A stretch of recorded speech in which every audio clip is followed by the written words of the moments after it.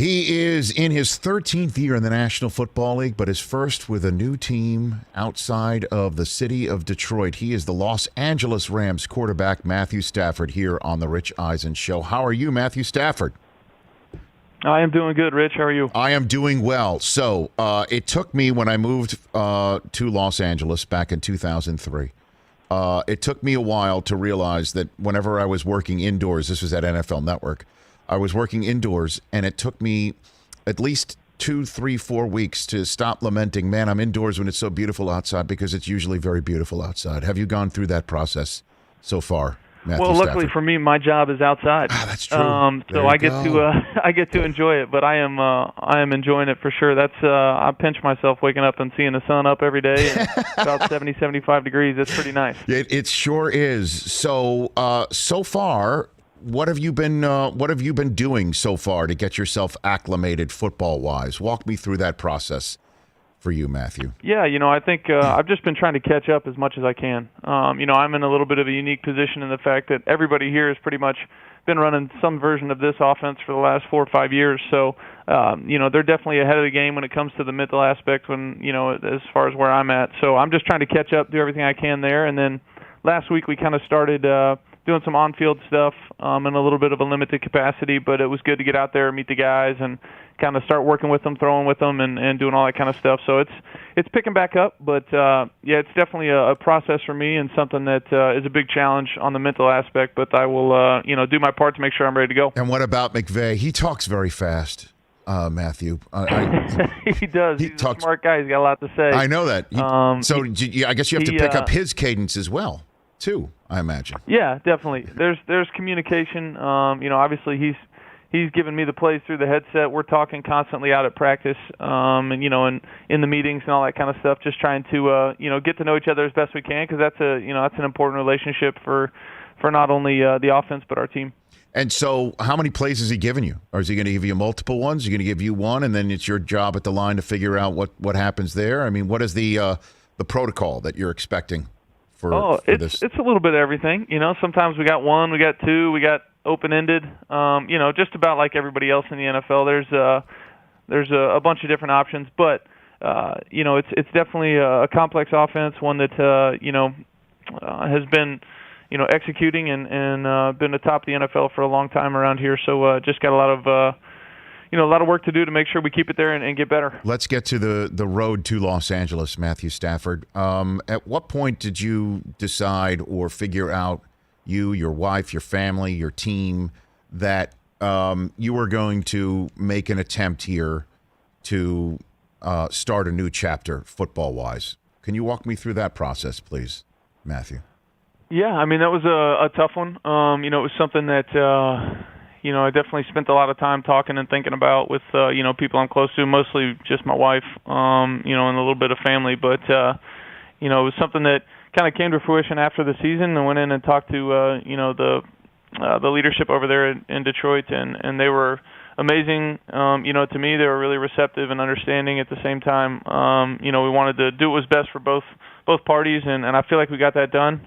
It was about as smooth a process as it can go when it comes to trading away somebody who's been, in your organization for 12 years. So I was really appreciative of the way they handled it, and I hope they were, fond of the way I handled it as well. So it worked out. I got nothing but great memories there, and a bunch of great friends and people I care a lot about. So it was tough to leave, but at the same time, I'm excited for a new chapter for me, my family, and out here in LA is going to be a lot of fun. No question these things could go sideways. I mean, you know that. I mean, being in the league for over a decade, when you go into a front office or reach out to somebody, who did you reach out to? Did you go to the owner? Did you go to whoever was the general manager at the time? Because, there was such a transition period. I mean, who did you speak to with such a sensitive request that if it gets out, it could send things in a totally different direction than the one that it wound up in with you in Los Angeles,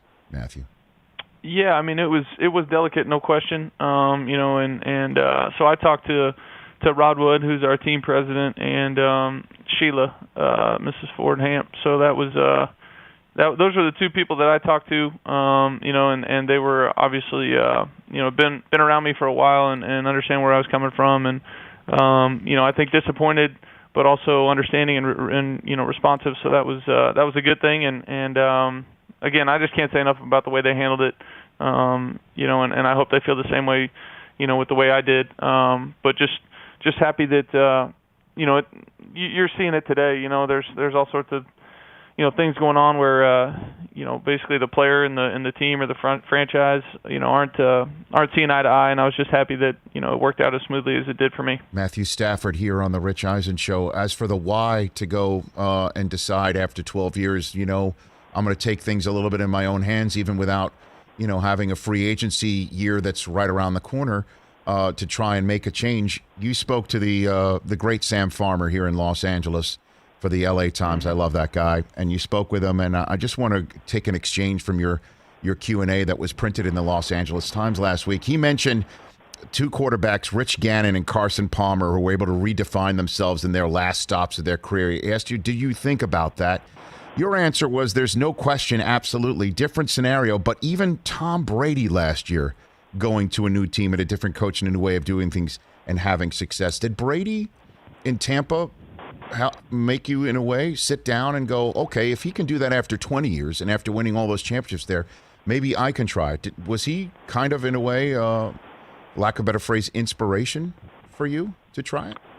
I don't know. I think I kind of take in the landscape of the league every year. Obviously, it was an incredible thing that he was able to do last year, after basically knowing one way for a long, long time and having a ton of success, and then just kind of picking up and moving on and taking that success with him, which I thought was really impressive. Some of those other guys that were mentioned in that article, obviously, were part of it. But at the same time, just because one or all three of those guys did what they did didn't mean I was going to do what I was going to do. It was something that really came from my family and my situation, because everybody's situation is different. But it is nice to know that it can happen, and guys have done it. It's a lot of hard work and a lot of changes and a lot of new faces and all that kind of stuff. But you can definitely make it work. Matthew Stafford here on the Rich Eisen Show, and again, to say that we can say it in the business that this is your most talented team that you've maybe been around, and that's a lot to say. Certainly, since there's a first ballot Hall of Famer that's going in Megatron, and you did have some talented players. But I'm wondering what your thoughts were when you were in this huddle and seeing all these guys. Cup and Woods and Cam Akers and Whitworth as well, the graybeard that's going to have your back. I mean, what was it like being in that huddle, looking around at your new teammates, Matthew? It was great. Obviously, I've got a lot of respect for what a lot of these guys have been able to do for a long time in this league, and some of the, immediate success guys have had some young players that are playing at a really high level. So more than anything, I felt a sense of responsibility to make sure that I'm doing my part to make sure these guys get to achieve everything they want to achieve. And at the end of the day, the quarterback's, the facilitator. I got to get these guys the ball, and whether it's handing it to Cam or throwing it to Cooper, whatever it is, it's my job to make sure that I'm getting them the ball so they can do their thing. And so I just felt a bunch of responsibility to make sure that as a new guy coming in, that I was up to speed and doing everything I can to try and immerse myself in this offense and learn it and be there as quickly as possible. Are you aware of the number of times that you've had a 100-yard rusher, either to your left, right, or behind you in a single game? What is it, 10 or 12? It's 11, like right 11? In the middle. Let's split the difference. It's 11. Yeah, 11. Yep. It's 11, Matthew. I mean, so what do you think of the running core here and what it will add to what you can do? Because the general sense of things is you are about to be on a launching pad position in your career in year 13. I wonder what you think right now. Yeah, I mean, obviously there's really talented players in the backfield. In this offense we do a great job of mixing up looks and using motion to our advantage. I think we hand it to the receivers, we hand it to the running backs. So it's going to be an exciting thing for me. It's a lot to learn, a lot to process to make sure I'm getting us in the best plays and the best runs.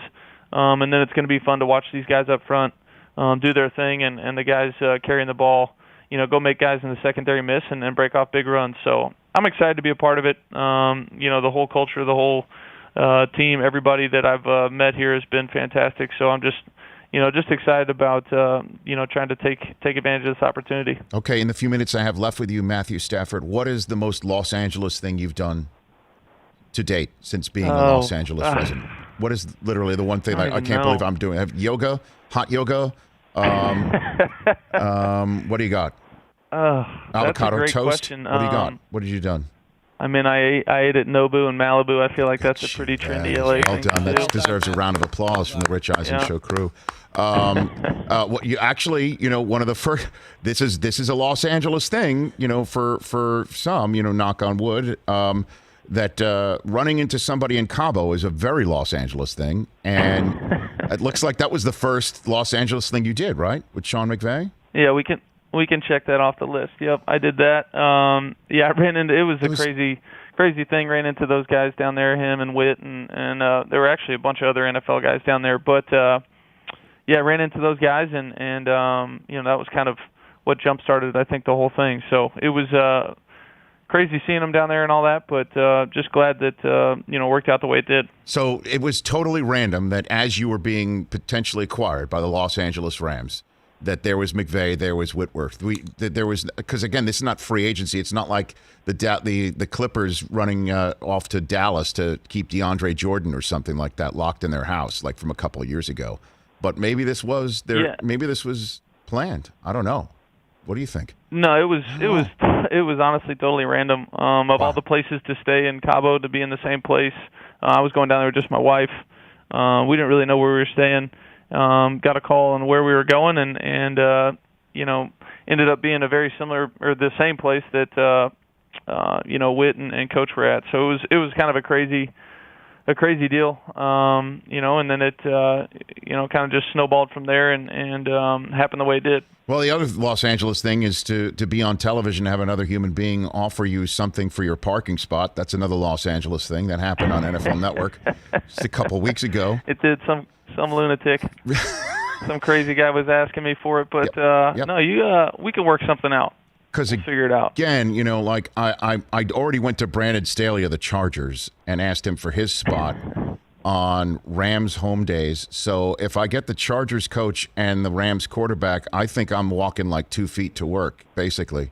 Do you know where your spot is already? Sounds like you're going to be in a good spot.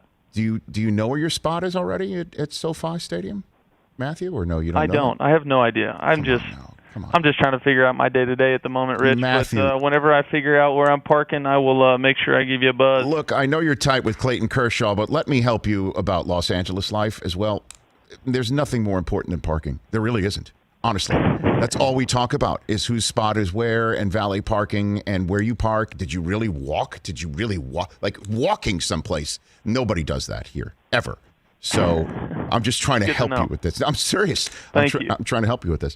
And then last one for you. Is it true Kershaw blew somebody up on a football field for you when you were kids? Is that really true, Matthew Stafford? Yeah, that's true. He got ejected from a game. He's my center, and a guy hit me late, and then he took exception to that and hit that dude even later and got booted from the game. But I was all for it, and that's just kind of the competitor he is. You guys see it. You guys have been seeing it for years. So just imagine that guy, with some football pads on, and you could definitely imagine it. So wait a minute. Was he a late bloomer? How is he a center? I mean, was he somebody who just? Yeah, he What? He shot up in high school. He got, not that he was a small guy or a short guy, but he definitely went from, I don't even know, 5'10" to 6'3" or whatever he is now. Damn. In a quick period of time, and that's when '97 came, and he has always had the curveball and all the competitive aspects of being a great pitcher, but that extra heat came definitely when he shot up. So if you were his catcher, I mean, you'd prevent somebody from charging the mound as well. So because you guys go way back, he's done that for you. You Absolutely. Do that for him? Okay, very good, Matthew. Thanks for the time. I saw you wearing number 9 too. So I'll whatever you gave Walford, if anything, I'll take half that for the parking spot. And if it was nothing, if he just handed it to you, I'll take your spot. Is essentially what I'm saying. Okay, perfect. I'll keep that in mind. Can we use the Walford deal as our benchmark? Stafford? as Matthew? framework. Yeah, but as a I don't framework. understand why I'm paying you for you to have my spot. I think it's got to go the other way. No, I know that. That's what I'm saying. Whatever you Oh, gave yeah, we can do Walford, hopefully, unless Walford's just like, here's my 9, and then you should just give me your spot. Because, again, I will. It was What? it was a bit more complicated than that. So I'll send you the numbers later. Is it a spreadsheet? What are you talking about? I'm just kidding. All right. Matthew, thanks for the time, sir. Always appreciate it. Welcome to Los Angeles. Appreciate it, Rich. Have a good one. You bet. That's Matthew Stafford, the Los Angeles Rams quarterback here on the Rich Eisen Show. Hey, you watched all the way to the end. Thanks for that. Watch more right here.